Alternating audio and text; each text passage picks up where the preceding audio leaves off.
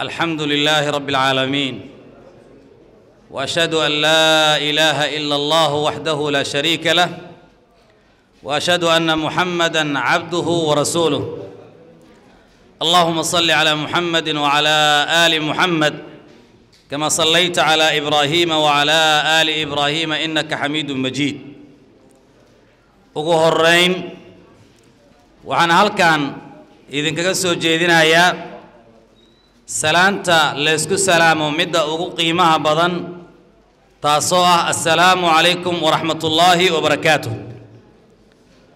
salaan kadib maanta oo ay tahay maalin khamiis ah bisha 11aad afarteeda 2021 waxaan isugu nimid howlka weyn ee Universal Guest House ee degmada Hodan.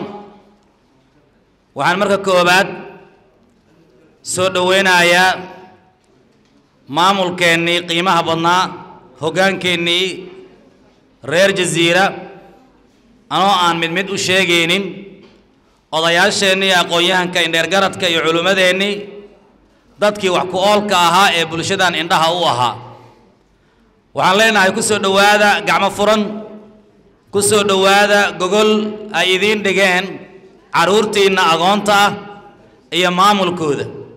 waxaan kaloo soo dhoweynaynaa waalidiinteenna sharafka badan ee agoonteenna barbaariya, hooyooyinka iyo adeerada iyo abtiyada u wada ah. sidoo kale waxaan soo dhoweynaynaa dhallinyaradeenna yaryar ee quruxda badan ee agoonta ah, wiilal iyo gabdho oo runtii aan aad iyo aad u soo dhoweynayno. dhammaantiinna mar kale waxaan idin leenahay soo dhowaada, kuna soo dhowaada qalbi idin jecel, dareen fiicanna idiin haya. intaa ka gadaal ururka midowga dhallinyarada Jaziira ee Maadjay maanta waxaa farxad u ah munaasabadan xafladda iyo dhiirigelinta ku ah bahweynta beesha Sheekhaal Jaziira agoonteeda wiilal iyo gabdho inay ku farax geliyaan isla markaana ay guddoonsiiyaan dhaqaalihii yaraa oo ay uga soo qaadeen walaalahooda kala duwan ee dal iyo dibadba jooga.